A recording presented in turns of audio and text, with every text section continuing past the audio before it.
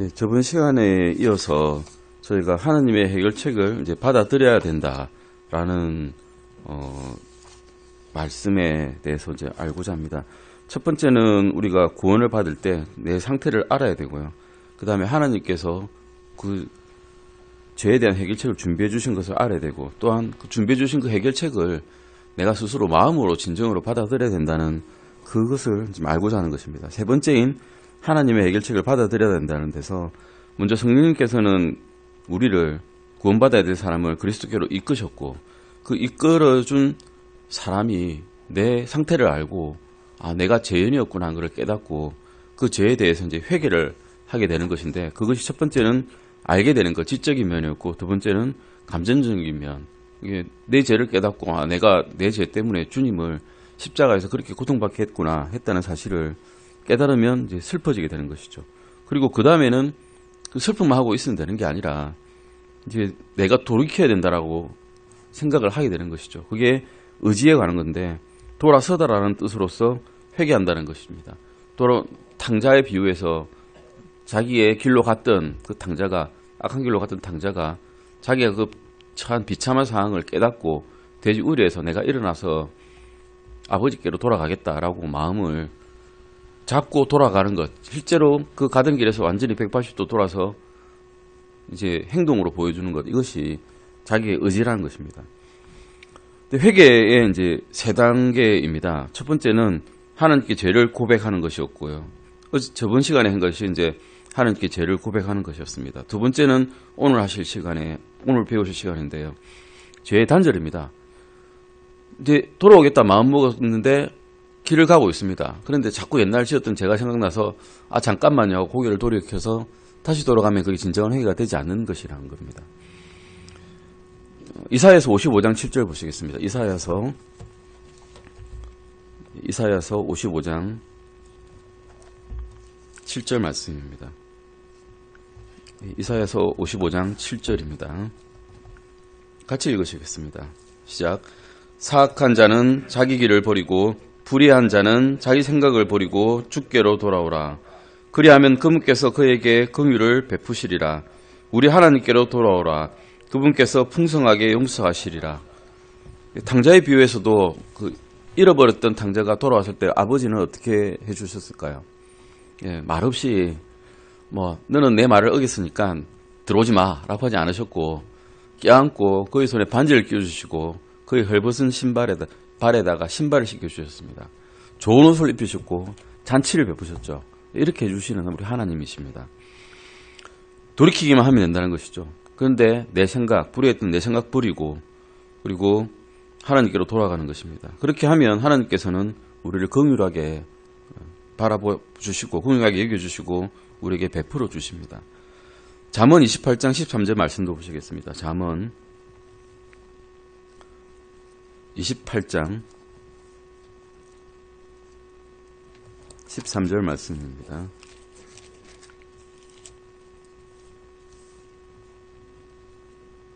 같이 읽으시겠습니다. 시작. 자기 죄들을 숨기는 자는 형통하지 못하려니와 누구든지 그것들을 자백하고 버리는 자는 긍휼을 얻으리라. 이렇게 죄로부터 단절인데, 죄는 숨기고 싶습니다. 사실은. 그래서 사람들에게는 숨기기 쉽습니다. 내 마음에 있는 것은 얼마든지 숨기기 쉽고, 또한 실제로 행동한 것조차도 숨기려고 합니다. 하지만 하나님 앞에서는 숨길 수가 없다는 것이죠. 하나님의 심판석에 앞에 딱 선 순간 내 혀가 스스로 내 죄를 자백하게 되어 있다고 성경에는 기록하고 있습니다. 자기 죄를 숨기는 자는 형통하지 못한다고 또 말씀하고 계시고, 그들을 버리고 시인하고 버리는 자들은 긍휼을 얻는다라고 또 말씀해 주심으로써 죄의 단절을 촉구하고 계십니다. 다음은 하나님께로 돌이킴입니다. 먼저 하나님께 죄를 고백했고, 이제 하나님께서 우리에게 죄의 단절을 원하고 계시고, 우리 또한 죄로부터는 이제 멀어지는 사람이 되었습니다. 근데 멀어진 것만으로 충분치 않고 이제는 하나님께로 돌아가는 것입니다. 하나님께로 돌이킴이 없이 죄로부터만 돌아가서는 것은 거듭남이 없는 개혁이라고 생각하시면 됩니다. 좀 더 나은 사람이 되는 게 뭐가 잘못됐습니까? 라고 하시겠지만, 하나님께로 돌아감이 없이는 구원이 없습니다. 문제는 내가 더 나은 사람을 되고 더 나은 삶을 살 수는 있겠지만, 이 세상에서는 주님께 갔을 때 너 뭐 했느냐라는 말밖에는 들을 게 없다는 것입니다. 바울 사도가 쓴 데살로니가 전서에 기록된 바가 이것입니다. 데살로니가 전서 1장 9절 보시겠습니다. 데살로니가 전서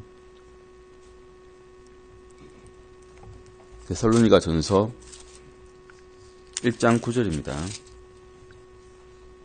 같이 읽으시겠습니다. 시작. 그들이 직접 우리에 관하여 보여주되 우리가 어떤 식으로 너희에게 들어갔는지 또 너희가 어떻게 우상들을 버리고 하나님께로 돌아와 살아계시고 참되신 하나님을 섬기며. 데살로니가 교회의 교인들은 이렇게 했다는 겁니다. 이건 실전 상황입니다. 하나님에 대한 복음을 들은 주 예수 그리스도의 복음을 들은 데살로니가 교인들은 이렇게 된 것이죠. 우상들을 일단 버렸습니다. 죄와의 단절이죠. 죄를 끊었습니다. 그러고 난 다음에 거기서 멈춘 게 아니라 하나님께로 돌아갔습니다. 하나님께로 돌아감이 구원의 핵심이라는 것이죠. 요엘서 2장 13절 보실까요? 요엘서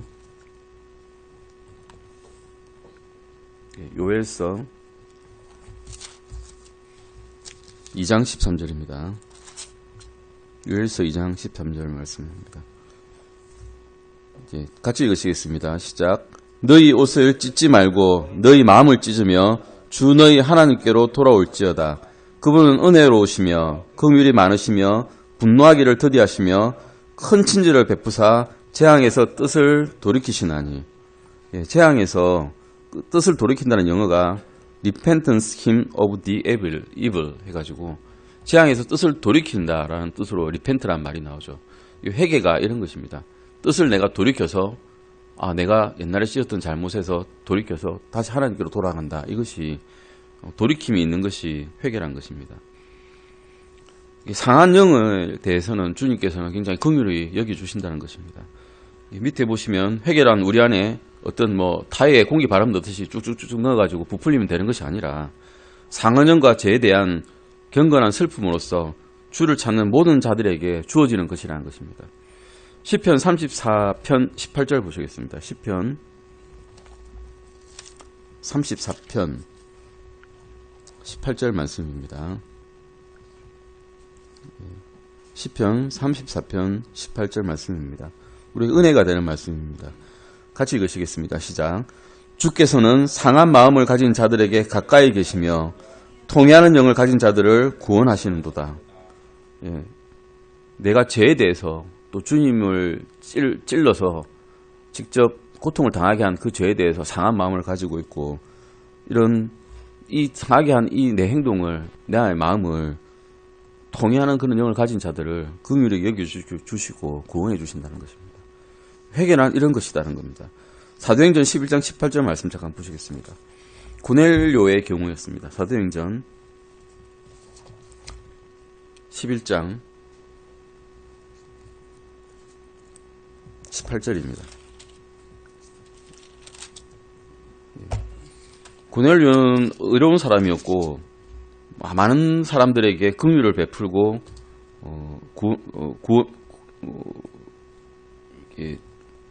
복돋아 주고 다른 의로운 사람이라고 칭함을 받았던 사람인데, 그 사람조차도 이런 많은 선한 일을 행했음에도 불구하고 구원은 받지 못한 상태였습니다. 그가 구원을 받았을 때 많은 사람들이, 특히 이스라엘 사람들이 그런 일은 있을 수 없다라고 생각했습니다. 왜냐하면 이방인들에게 이런 구원이 간다는 것은 이스라엘 민족의 생각으로는 도저히 일어날 수 없는 것이었거든요. 이스라엘만이 구원이 있다, 우리에게만 하나님이 있다라고 생각했기 때문에 고넬료가 구원을 받았다는 베드로의 말을 믿을 수가 없었습니다. 그런데 베드로는 이렇게 설명했죠. 그들에게 성령이 임하였고 우리가 받았던 그 성령을 그들도 받고 그 이적을 행해야 했다라는 것을 이제 베드로는 밝히 설명하고, 그러니 그 이스라엘인들이 이렇게 말을 할 수밖에 없었습니다. 사도행전 11장 18절입니다. 같이 읽으시겠습니다. 그들이 이것들을 듣고는 잠잠하고 하나님께 영광을 돌리며 이르되, 그러면 하나님께서 이방인들에게도 생명에 이르는 회개를 주셨도다 하니라.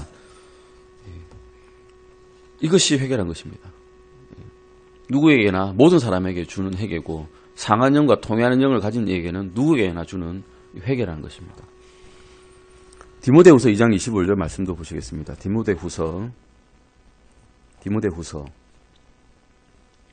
2장 25절입니다. 디모데후서 2장 25절입니다. 예, 그런 회개가 있는 사람도 있지만 또 없는 사람도 있죠. 말씀을 전했음에도 불구하고 또는 말씀 자체도 거부하는 사람이 있습니다. 우리가 같이 생활하는 사람 중에서도 있고 같이 생활하지 않는 처음 만나는 사람들 중에도 있습니다. 그런 말씀을 복음을 전할 때 그런 분들이 거부하면 어떻게 해야 되느냐라는 문제죠. 같이 읽으시겠습니다. 25절입니다. 시작. 스스로 반대하는 자들을 온유함으로 일깨워 주어야 하리라. 혹시 하나님께서 그들에게 회개를 허락하사 진리를 인정하게 하시리니. 네. 인내를 가지라는 거죠. 인내를 가지고 끝까지 말씀을 전해라. 그러면 혹시 하나님께서 회개를 허락하게 하시고 진리를 인정하게 해주실지 모르니 끝까지 인내를 하라는 말씀입니다. 회개는 하나님께서 성경에서 가장 심도 있게 다루시는 주제들 가운데 하나로 어떤 책을 찾아보니까 112회 나와 있다더라고요. 100회 이상 회개가 중요하다는 거죠. 한 분만 다루고 지나가는 말씀도 있는데 112번이나 말씀하시면 굉장히 중요하다는 말씀이겠죠. 하나님의 부담은 모든 사람들이 회개를 하는 것입니다. 우리의 부담이 아니라 하나님의 부담입니다. 하나님께서 하시고자 하는 것이 하나님께서 책임지고 계신 것이 회개란 것입니다. 베드로후서 3장 9절 보시겠습니다. 베드로후서 3장 9절입니다. 베드로후서 3장 9절 말씀입니다. 같이 읽으시겠습니다. 시작. 주께서는 자신의 약속에 대해 어떤 사람들이 더디다고 생각하는 것 같이 더디지 아니하시며 오직 우리를 향하여 오래 참으사 아무도 멸망하지 아니하고 모두 회개에 이르기를 원하시느니라. 모두 회개에 이르기를 원하십니다. 특정한 사람만 회개에 이르기를 원하시는 게 아니고 뽑힌 사람만 회개에 이르기를 원하시는 게 아니라 모든 사람이 회개에 이르기를 원하고 영생을 얻기를 바라는 겁니다. 근데 회개를 하지 않으면 어떻게 되느냐? 영생을 얻는데 실패한다고 되어 있습니다. 구원을 받지 못한다는 것이죠. 누가복음 13장 3절 말씀입니다. 누가복음 13장 3절 말씀입니다. 누가복음 13장 3절입니다. 시작. 내가 너희에게 이르노니 아니라 그러나 너희가 회개하지 아니하면 다 그와 같이 멸망하리라. 예수님께서는 어떤 사람들이 피에 희생물을 섞은 것을 가지고 나쁜 짓을 했다라고 어떤 사람이 고하니까 그런 사람은 나쁜 게 아니라 다 너희가 다 나쁘다. 너희가 다 죄인이고 다 지옥에 가게 되었다. 회개하지 않으면 너희도 다 똑같은 운명이다라고 직접 말씀을 해주신 것입니다. 실제적인 경험과 그리고 죄에 대한 고백과 그 회개와 또 주님을 믿는 믿음, 이건 모든 것이 사실은 차근차근 발생하기도 하지만 동시다발적으로 발생하기도 합니다. 제일 중요한 것입니다. 이제 하나님을 믿는 것이라는 겁니다. 노소를 불문하고 누구라도 핵심은 하나님을 믿는 것입니다. 우리가 구원을 받는 데 있어서 나의 죄를 인정하고 그다음에 그 죄로부터 돌이켰는데 회개했는데 이제 하나님을 믿지 않으면 우리 주 예수 그리스도를 믿지 않으면 어떻게 되겠습니까? 똑같습니다. 다 아는데 지식적으로는 다 아는데 내 마음으로 믿지 아니하면 결론이 똑같습니다. 끝이 같다는 거죠. 끝이 불지옥밖에 없습니다. 그래서 하나님을 믿는 것이 가장 중요하다는 것입니다. 노소를 불문하고 누구라도 핵심은 하나님을 믿는 것입니다. 우리가 받은 구원의 근거와 확신은 오직 하나님의 말씀에 있습니다. 이것은 그냥 읽겠습니다. 로마서 10장 17절 말씀 보시면 그런즉 믿음은 들음에서 나며 들음은 하나님의 말씀에서 나느니라. 데살로니가전서 2장 13절 말씀. 이런 까닭에 우리가 또한 하나님께 끊임없이 감사를 드리면 너희가 우리에게서 들은 하나님의 말씀을 받을 때에 사람의 말로 받지 아니하고 하나님의 말씀으로 받았음이니 진실로 그러하도다. 이 말씀이 또한 너희 믿는 자들 안에서 효력있게 일하느니라. 요한복음 20장 32절 말씀에서도 오직 이것들을 기록하면 너희로 하여금 예수님께서 하나님의 아들 그리스도이심을 믿게 하려 하며 또 믿고 그분의 이름으로 말미암아 생명을 얻게 하려 함이니라. 이런 말씀에서 결국 우리가 믿어야 될 것은 하나님의 말씀에서 난 의고 그 의를 성취해 주신 우리 주 예수 그리스도를 믿는 것이다 라는 것을 알 수가 있습니다. 프리칭이라는 것이 이제 영어로 단어로는 설교인데요. 설교라는 것은 다른 것이 아니라 말씀을 선포하는 것이 설교입니다. 하나님의 말씀을 있는 그대로 좀 읽어주는 것, 그것도 설교라는 것입니다. 복음 선포가 설교고 다른 뭐 미사 얼굴을 붙인다거나 내 생각을 붙인다거나 철학을 붙이는 것이 설교가 아니란 것입니다. 우리는 성경에서 설교란 것은 잃어버린 자들에게 하나님의 말씀을 알려주는 주요 수단임을 알 수 있습니다. 고린도전서 1장 21절 보시겠습니다. 고린도전서 1장 21절입니다. 고린도전서 1장 21절입니다. 같이 읽으시겠습니다. 시작. 하나님의 지혜에 있어서는 세상의 지혜로 하나님을 알지 못하였으므로 하나님께서 복음 선포에 어리석은 것으로 믿는 자들 구원하시는 것을 기뻐하셨도다. 바울이 아테네에 가가지고 그 수많은 철학자들에게 자신의 철학 수단, 변증법적 논리 이런 것들로 설교를 쫙 했을 때는 아무도 구원받지 못했습니다.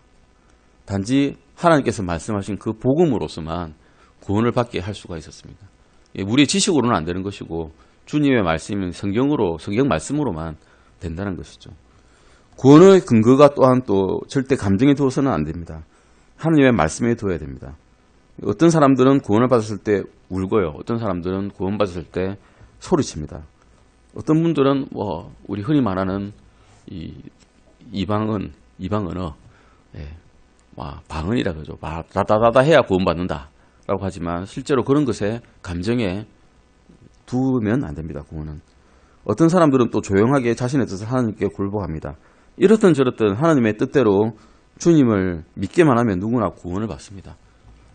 강대상 앞에 무릎을 꿇든지 안 꿇든지 하나님을 믿고 주 예수 그리스도를 믿으면 구원을 받는다는 것입니다. 이것이 우리가 알고 믿고 있는 것입니다. 아멘. 그 다음은 세 번째입니다. 우리가 지금까지는 첫 번째는 무엇이었습니까? 우리가 처음에 이 과를 시작할 때 모든 그리스도인들이 알아야 될 세 가지 아니었습니까? 세 가지 중에 마지막 세 번째입니다. 마지막 세 번째, 모든 그리스도인들은 다른 사람들을 어떻게 그리스도께로 인도하는지를 이제 알아야 되는 것입니다. 이것은 실전입니다. 실전. 정말 나는 믿고 정말 신실하고 주 예수 그리스도를 확실하게 믿는데 다른 사람이 이렇게 물어봅니다. 구원받으려면 어떻게 해야 됩니까? 마음이 있는 사람이, 실제로 마음이 있는 사람이. 그런데 글쎄요, 저는 감정적으로는 알고 있는데, 머리로는 알고 있는데 설명하기 복잡하네요. 이러면 안 된다는 것입니다. 설명하기 복잡하다 하면 안 됩니다. 설명하기 간단하거든요. 여기서 이 목사님께서 설명하신 게 정말 간단합니다. 우리 그리스도의 대로라고 있죠. 그리스도의 대로. 로마의 대로죠. 로마서의 대로라고 해가지고 저도 그렇게 해서 목사님께 구원을 설명을 들었고 다른 분께도 그렇게 전할 수 있어야 된다는 것입니다. 그것을 말씀을 이렇게 복잡하게 써놓는데 사실 간단하게 되어 있습니다. 다음 페이지 바로 갈까요? 이 설명을 구구절절하게 사실 읽을 필요가 없어서 다음 페이지 바로 보겠습니다. 26페이지입니다. 로마서의 대로입니다. 참조 구절을 활용하는 법이라고 바로 밑에 있죠. 참조 구절을 활용하는 법. 그걸 바로 보시면 됩니다. 참조 구절을 활용하는 법은 첫 번째 성경 앞에다가 로마서 구원 이렇게 딱 적으십시오. 일단 구원 딱 적고 빈칸 같은 데 있죠. 책의 빈칸. 저는 요 뒤쪽에 적었습니다. 빈칸. 구원 딱 적어 놓으십시오. 구원. 그래서 구원 적어 놓고 로마서 3장 10절 이렇게 적으십시오. 로마서 3장 10절. 그러면 로마서 3장 10절 한번 찾아볼까요? 로마서 3장 10절 한번 찾아보시겠습니다. 로마서 3장 10절입니다. 이게 우리가 죄인이라는 걸 알려주는 겁니다. 로마서 3장 10절. 구원 적어놓고 빈칸에 이 구원에 대해서 누가 물어본다. 이런 성경책을 딱 펴가지고 뭐였지? 로마서 3장 10절 적혀있구나. 로마서 3장 10절 찾았습니다. 한번 읽어보시겠습니다. 시작. 이것은 기록된 바 의로운 자는 없나니 단 한 사람도 없으며 아시겠습니까? 이게 우리가 의로운 자가 하나도 없답니다. 나도 없습니다. 저도 죄인입니다. 라고 말씀할 수 있는 거죠. 그 옆에다가 뭐라 적는가 하면 로마서 3장 23절 딱 적는 겁니다. 그 구절 바로 옆에다가 로마서 3장 23절 적어놨습니다. 앞에 로마서 3장 10절 적어놓고 그 바로 옆에 찾아서 보니까 로마서 3장 23절이 적혀 있습니다. 그래서 로마서 3장 23절 보시겠습니다. 자, 같이 읽어보시겠습니다. 시작. 모든 사람이 죄를 지어 하나님의 영광에 이르지 못하더니. 이 두 구절만 봐도 모든 사람이 죄고 나도 죄인이고 모든 사람이 죄를 지어서 하나님의 의에 이르지 못한다라는 것을 이제 알게 되었습니다. 그러면 이것을 우리가 죄인이면 어떤 보통 죄에 대한 대가가 있지 않습니까? 우리가 심지어는 소매치기를 해도 죄를 짓게 되면 벌을 받게 되는데 벌을 어떻게 받게 되는가? 그 옆에다가 로마서 5장 12절 적어보십시오. 로마서 5장 12절. 로마서 5장 12절 적으셨으면 그대로 가면 됩니다. 로마서 5장 12절. 로마서 5장 12절입니다. 같이 읽어보시겠습니다. 시작. 그러므로 한 사람으로 말미암아 죄가 세상에 들어오고 죄로 말미암아 사망이 들어왔나니 이와 같이 모든 사람이 죄를 지었으므로 사망이 모든 사람에게 임하였느니라. 죄를 지으면 죽게 되는구나 라는 걸 이제 알게 되는 겁니다. 죄를 지었으니까 죽게 되는구나. 모든 사람이 죄를 지어서 의에 이르지 못하였고 죄를 지으면 어떻게 되는가 하면 결국 다 죽게 됩니다 라고 우리가 설명할 수 있게 됩니다. 똑같은 구절이 있습니다. 로마서 6장 23절 딱 적으십시오. 거기에다가 로마서 5장 12절 옆에 로마서 6장 23절 적는 겁니다. 로마서 6장 23절. 그러면 로마서 6장 23절 갑니다. 그냥 그대로. 로마서 6장 23절입니다. 죄의 삭은 사망인데 그러면 읽어보시겠습니다. 시작. 죄의 삭은 사망이나 하나님의 선물은 예수 그리스도 우리 주를 통해 얻는 영원한 생명이니라.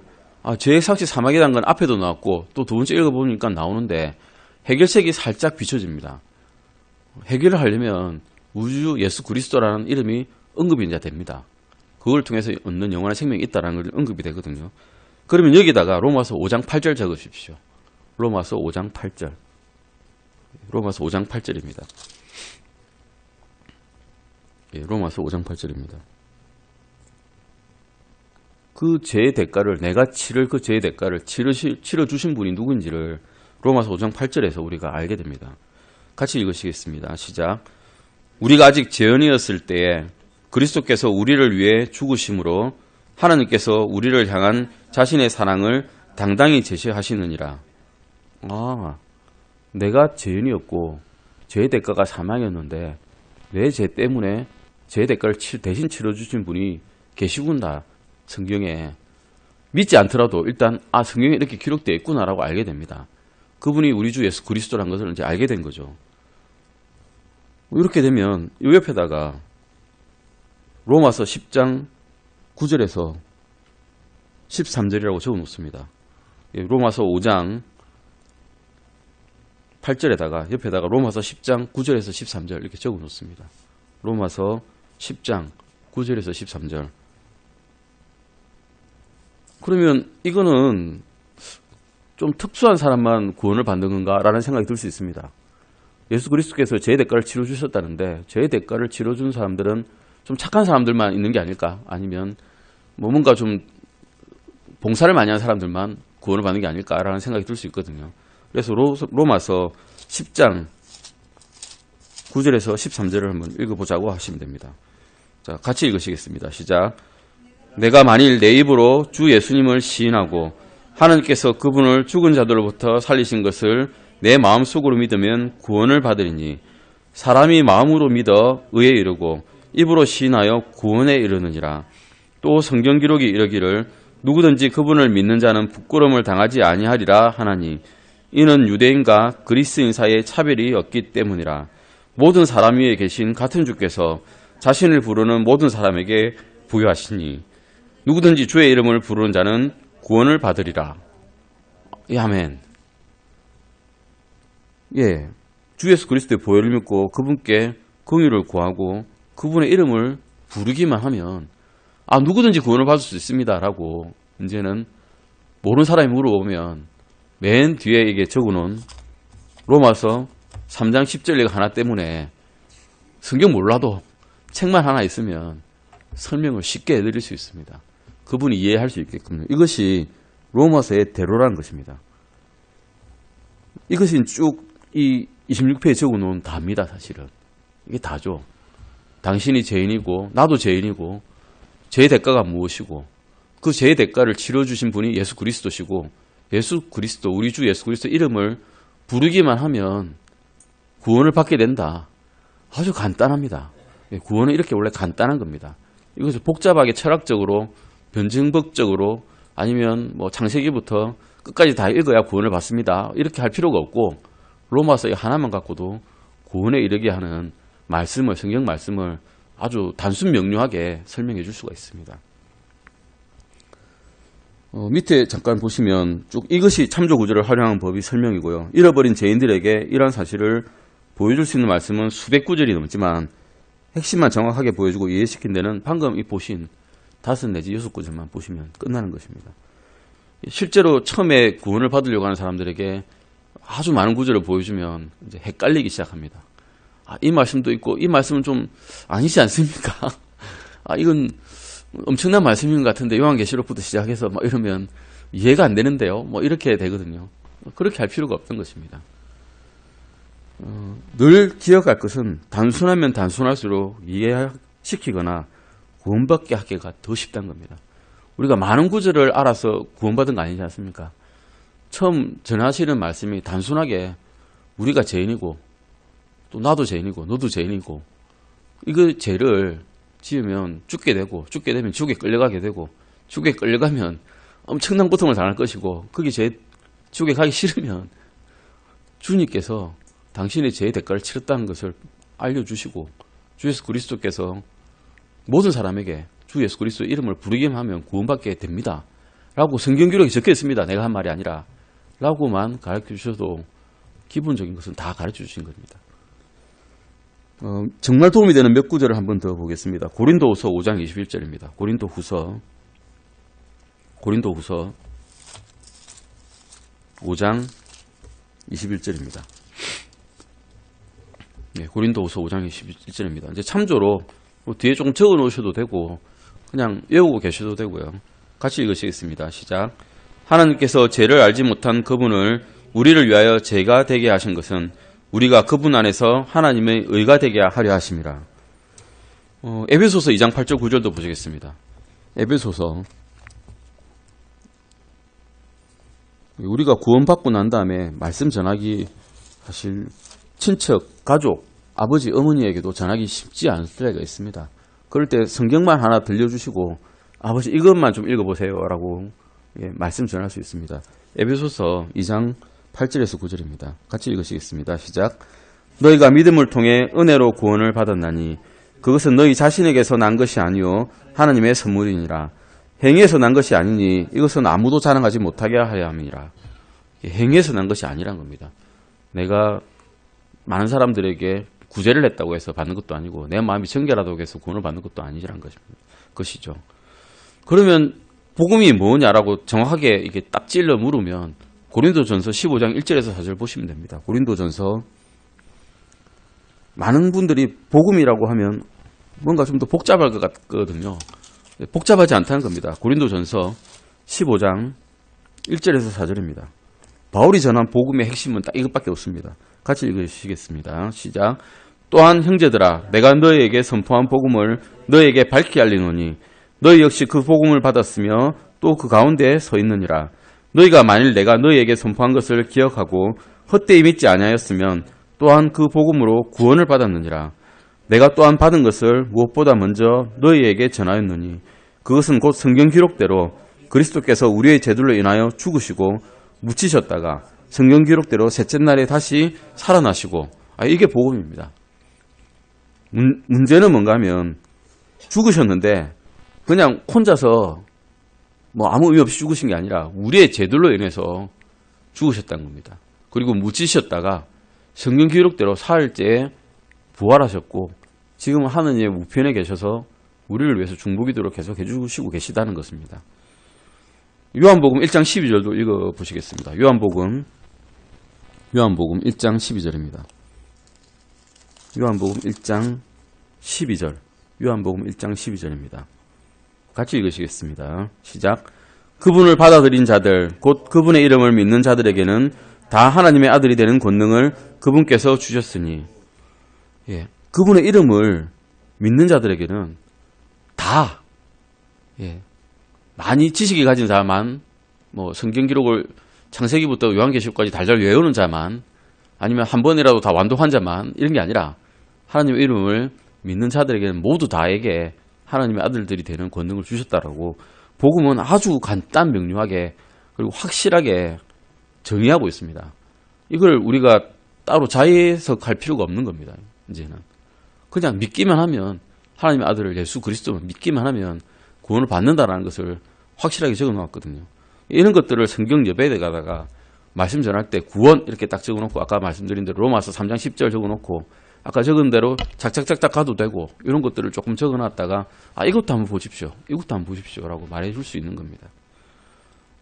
이것이 뭐 바로 뒤에 나오는 잭 하이스 박사가 써놓은 방법이라는 겁니다. 이거 사실 쭉 읽어볼 필요도 없습니다. 방금 하신 거 그대로입니다. 단지 할 때 이 구원 전하고자 하는 분들한테 너무 강요를 하면 안 된다는 겁니다. 강요. 구원 받아야 돼. 구원 지금 당장 안 받으면 안 돼. 내하고 이야기할 때 구원 받아야 돼. 이렇게 막 강요해가지고 하면, 이 박사님 말씀은 병자를 구하기도 전에 먼저 죽여버려서는 안 된다라고 이렇게 비유교를 해놓으셨어요. 병자를 살리면 강한 약을 쓰는데 처음에는 강한 약 쓰지 않죠. 약한 약부터 써가지고 먼저 몸 상태부터 추스리고 난 다음에 강한 약을 씁니다. 그래야 낫거든요. 강한 약부터 확 먹여가지고 병은 나았는데 환자 죽어버릴 수 있습니다. 약 때문에. 그래서는 안 된다는 거죠. 죄에 대한 강한 자책을 줬는데 그 자책 때문에 나 이렇게 심하게 말하는 교회 안 갈 거야 이러면 어떻게 할 겁니까? 그러면 안 된다는 겁니다. 말씀할 때도 모든 사람이 죄를 지어 구원에 이르지 못하는 말을 하면서 당신이 죄를 지었기 때문에 구원을 못 받습니다 라는 말하면 안 되고, 먼저 나부터 저도 죄인입니다. 이 말씀에 하면 저도 죄인입니다. 나한테부터 일단 이야기를 적용을 시키라는 겁니다. 이 박사님의 말씀은 이제 그런 유의입니다. 사실은 이것은 쭉 읽어보시면 됩니다. 제가 따로 여기서 쭉 읽으면서 할 필요가 없습니다. 마지막에는 이제 구원에 대한 확신이 이분이 든다면 기도를 쭉 같이 하는데 아주 장황하게 기도하지 말라는 겁니다. 장황하게 기도하면 어떻게 하는 건가 하면, 뭐 이스라엘 하나님이시오, 야곱의 하나님이시오, 뭐 요삽에서 하나님이시오, 쭉 이렇게 하면서 미사유구 써가지고 하지 마시고, 구원 기도를 할 때는 같이 기도를 하되 단순 명료하게 이분을 위해서 기도합니다. 이분의 아들이, 이분의 아내가 믿는 분들의 믿는 자의 그리스도인이 된 자의 남편이 되고 아들이 되기를 원합니다. 이런 식으로 간단 명료하게 누구나 알 수 있도록 이렇게 구원 기도를 하시고, 하는 도중에 같이 한번 기도해 보시겠습니까? 라고 말을 할 수 있지만, 그분이 안 하겠다 그러면 자신이 구원 받을 수 있도록 한번 제가 기도를 하겠습니다라고 이렇게 너무 부추기지 않는, 강요하지 않는 그런 기도를 하자는 것입니다. 이것이 이제 것이고요. 말씀이고요. 30페이지 한번 보실까요? 이것이 쭉 나온 겁니다. 30페이지 한번 보시겠습니다. 30페이지. 앞에 있는 건 중간 거는 다 읽어보십시오. 30페이지입니다.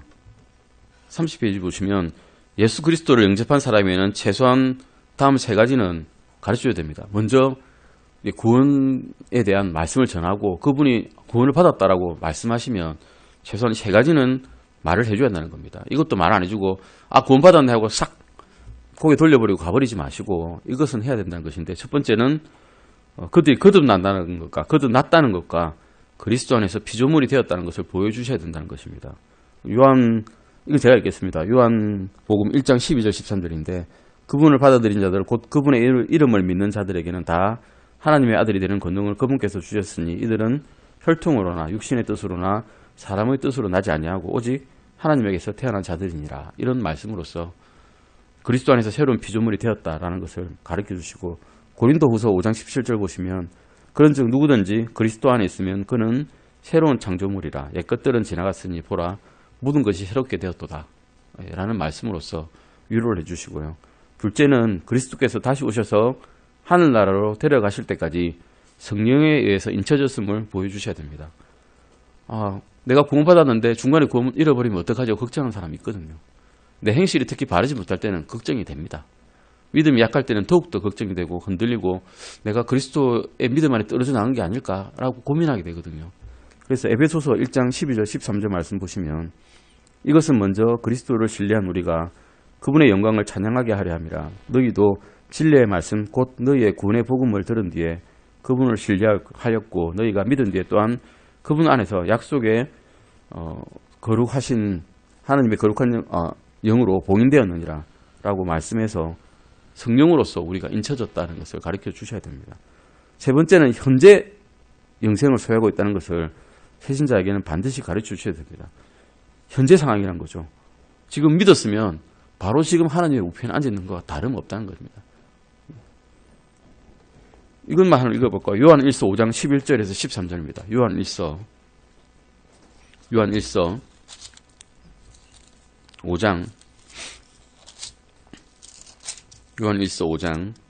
11절에서 13절입니다. 요한 1서 5장 11절에서 13절입니다. 같이 한번 읽어보시겠습니다. 또 그 증언은 이것이니 곧 하나님께서 우리에게 영원한 생명을 주신 것과 이 생명이 그분의 아들 아래에 있다는 것이니라. 아들이 있는 자에게는 생명이 있고 하나님의 아들이 없는 자에게는 생명이 없느니라. 내가 하나님의 아들의 이름을 믿는 너희에게 이것들을 쓴 것은 너희에게 영원한 생명이 있음을 너희가 알게 하고 또 하나님의 아들의 이름을 너희가 믿게 하려 함이라. 아멘. 지금 믿는 그 순간 우리는 영원한 생명을 가지고 있습니다. 이것을 우리 마음속에 깊이 깨닫고 또 다른 분들에게 전할 수 있다면 얼마나 좋겠습니까? 여기까지 오늘 하시고 다음 시간에는 사실 숙제가 있습니다. 숙제. 뒤에 보시면 문제지 있거든요. 문제지. 다른 책에는 없는 문제지입니다. 1번부터 17절까지 그리고 틀리냐 마느냐 그리고 논술까지 있습니다.